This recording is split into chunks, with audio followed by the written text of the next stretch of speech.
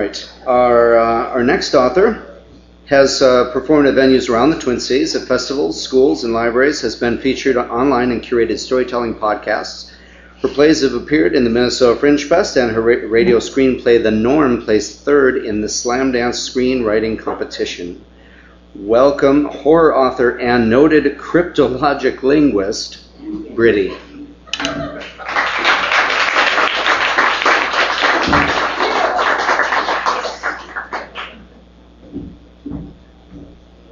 Yes, I am a noted cryptologic linguist. So my name's Britty, and I have a piece of flash fiction for you today. Does anybody write flash? Okay, seriously hard for me to keep my ideas below 1,000 words, but this is my effort. And it all got started because I'm a radio journalist. It's one of the things I do. And I was doing a piece on George Harrison's 12-string Rickenbacker guitar. Does anybody know anything about that? It's got a Minnesota connection.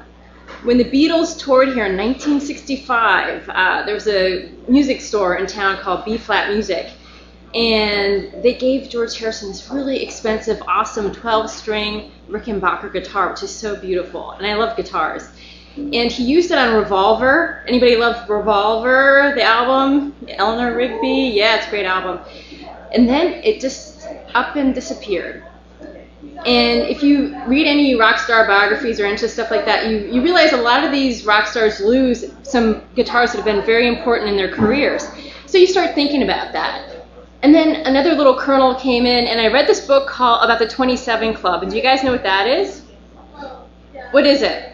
People die at 27. Right. All these guys die at 27. Robert Johnson, the blues guitarist, died at 27. Kurt Cobain. Jimi Hendrix. Was Janis Joplin 27? Jim Morrison. And so when those ideas converge, you just have to write a piece of flash fiction. And I'm calling this one No Strings Attached. George Harrison's 12-string Rickenbacker guitar went missing after the Beatles' Candlestick Park show in 1966. I know this. I looked it up. You can find almost anything online these days. Rooms for rent, macrame plant holders, and entire websites devoted to lost guitars. But you won't find an address for No Strings Attached. The guitar store off the alley with the buzzing light over the door. How do you lose an expensive guitar? I said.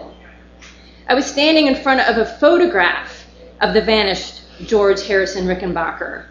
Even though No Strings Attached billed itself as a guitar store, it offered only walls of guitar photographs set under spotlights and no actual instruments, at least not that I could see.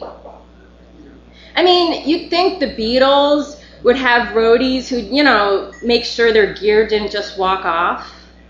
I said to the only other person in the shop at this hour of night in this part of town. I assumed he was the owner. He wore a gray suit with a white rose in his lapel. The Rickenbacker didn't walk off, he said. Somebody walked it off. It was stolen. He nodded. I tried to fix on the owner's face, but the room was sunk in darkness except for the spotlights, and his face seemed to find every shadow. I turned back to the photograph, which had this little orange sticker on the frame. This says sold. The guitar or the picture? The guitar, he said. We sold it, if I remember right, November 29th, 2001, to a housewife. But now she's ditched the house and the wife and made quite a name for herself in the biz. I, of course, can't tell you her name, but confidentiality. But if I did... He raised his eyebrows to assure me I'd be impressed. Then he placed his hand on my back and ushered me to the next photo. Now, here we have a very special 1957 Supro Ozark, model 5060S. Ring any bells? I shook my head. Like most people, I loved music but had no interest in the how of its making. I didn't know a fender from a hole in the ground and didn't give a damn. To tell you something else, I didn't remember deciding to go to the guitar shop. It was as if the shop had decided for me. "This baby," the owner said, tapping the frame photo, "belonged to none other than Jimi Hendrix, greatest rock guitarist of the 60s or so, they say. His dad bought it at a Supro at a Seattle hardware store for $89. Taught the teen everything he knew. It taught him. You'd be surprised what a guitar can do. Wish I had a guitar like that." The owner closed the distance between us. "Do you wish that?" "Well, I mean, it's not like a guitar can teach you anything. You gotta, practice mad, crazy hours. I mean, Jimi Hendrix probably went to bed with a guitar." "You'd be surprised," he repeated. "Some guitars, it's almost like they play themselves. Now take this Supro, for example. It taught Jimmy every chord, every lick, every stage move, including that setting the guitar on fire at Monterey. It taught him all of that. And when it was done teaching him, it just moved on. Some guitars do that." "You mean somebody walked it off?" "Well, it got walked off from the Birdland Club in 1960. But I didn't find a buyer till, let's see." He put a finger to his lips. "I believe it was September 17th, 1970. There were so many questions I didn't think to ask that night. Like, how did his store come in possession of these stolen guitars? And how old was the owner? He was talking about ancient history, but he came off like a guy in his 30s. Not that I could actually see a 30-year-old face. But I did think to ask, wasn't September 17th, 1970 the day Hendrix died?" It was. In 2001, I think that's the year George Harrison died, wasn't it? The owner spread his hands, then guided me to the next photograph, and the next. Each came with a story of a musical icon, a theft, and a death. Bluesman Robert Johnson's missing Kalamazoo KG-14, sold 1938, the same year he died, poisoned by a lover's husband. John Lennon's Gibson J160E, sold December 8th, 1980, the same day Yoko Ono became a widow.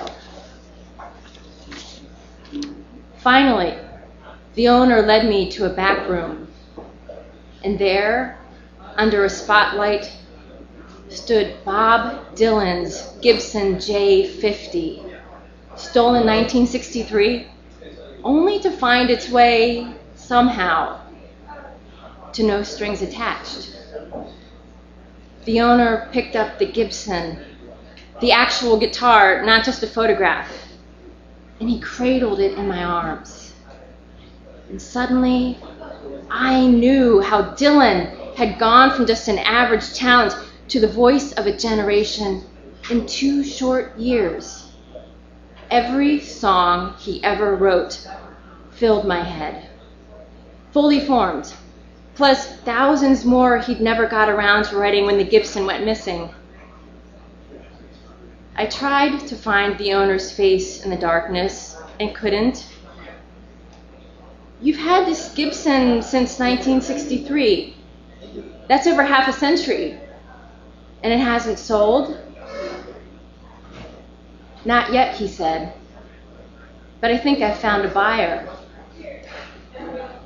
I don't remember buying the Gibson, but I sat up all night with it at my kitchen table, writing song after song. Finally, around dawn, the flow ebbed, and that's when I flipped on the TV and heard that last night, folk rock legend Bob Dylan died at his home in Malibu.